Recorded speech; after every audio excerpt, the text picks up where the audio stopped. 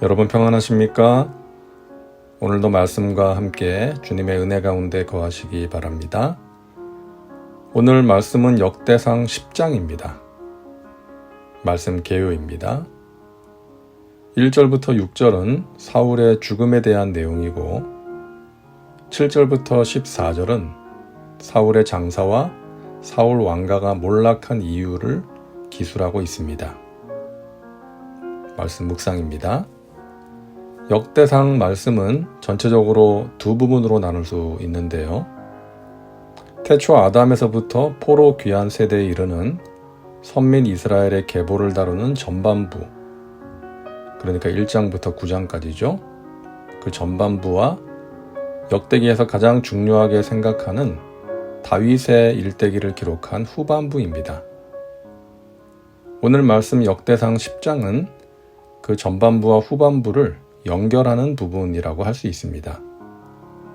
전반부의 마지막 단락에 나오는 사울의 족보, 그리고 오늘 10장에서 사울의 죽음에 대해서 간략하게 다룸으로써 이제 11장부터 나오는 다윗에 대한 내용의 도입부와 같은 역할을 하고 있습니다.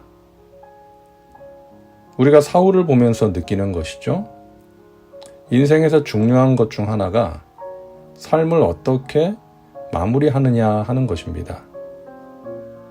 끝이 좋아야 한다는 것이죠. 사울 왕의 인생 여정을 보면 출발은 좋았습니다. 그는 명문지파, 명문 가정에서 태어났고 외모도 출중했죠. 사무엘상 9장 2절입니다. 그의 이름은 사울이요 준수한 소년이라. 이스라엘 자손 중에 그보다 더 준수한 자가 없고 키는 모든 백성보다 어깨 위만큼 더 컸더라.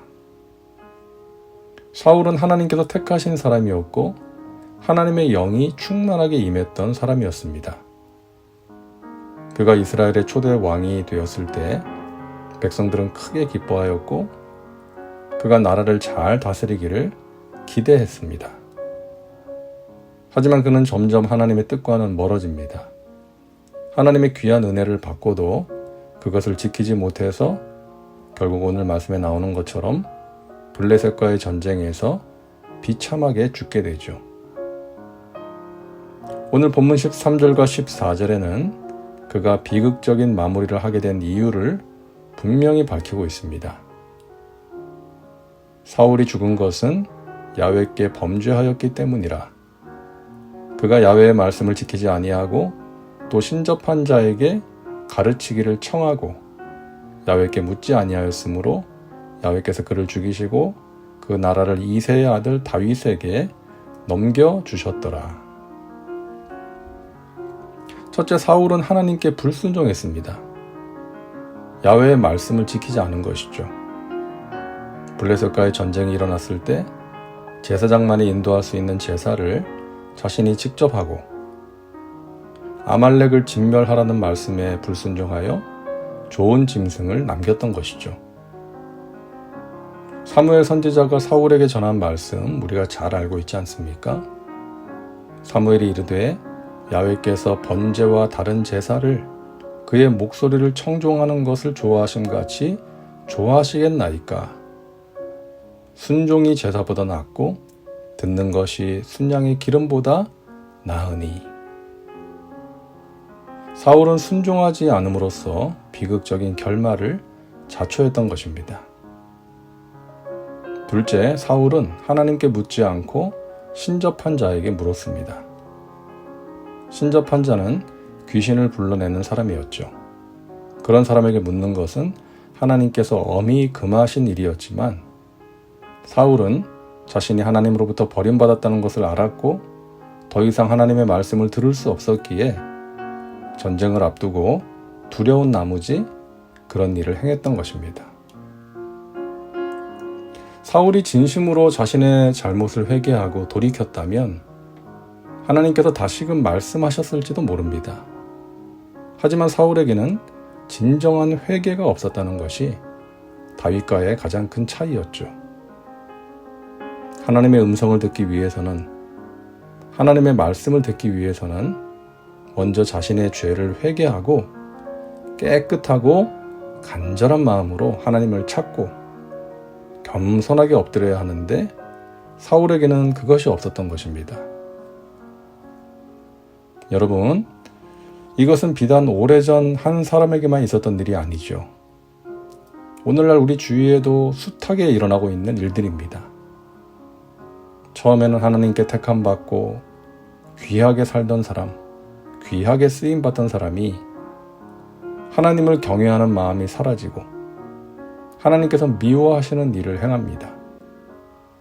욕심에 사로잡혀서 죄를 짓고 그 죄를 깨닫지도 못하고 회개하지도 않음으로써 하나님과의 관계가 단절되고 믿지 않는 사람들처럼 살아갑니다.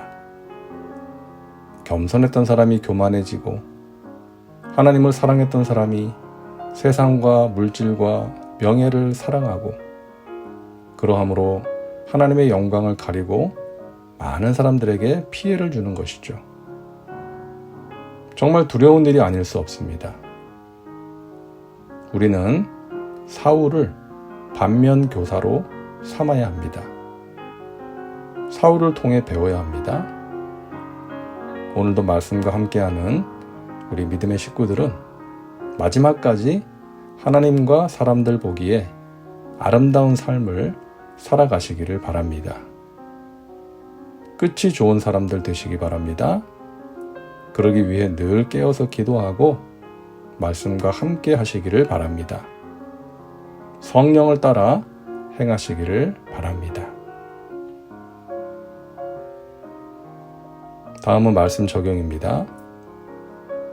오늘 말씀을 통해 당신에게 주시는 메시지는 무엇입니까? 당신 자신과 삶에 구체적으로 적용하시기 바랍니다. 이제 기도합니다. 사랑과 은혜가 풍성하신 하나님, 오늘도 말씀과 함께 살게 하시니 감사합니다. 오늘 말씀에 나온 사울을 반면교사로 삼아 마지막에 아름다운 삶을 살게 하여 주옵소서. 그러기 위해 우리 자신을 돌아보고 하나님께서 기뻐하시지 않는 것이 있다면 과감하게 버리고 돌이키게 하여 주옵소서. 끝까지 겸손하게 하시고 끝까지 하나님을 사랑하게 하여 주옵소서. 예수님의 이름으로 기도하옵나이다. 아멘. 오늘도 말씀과 함께 은혜 가운데 거하시기 바랍니다. 여러분 사랑하고 축복합니다.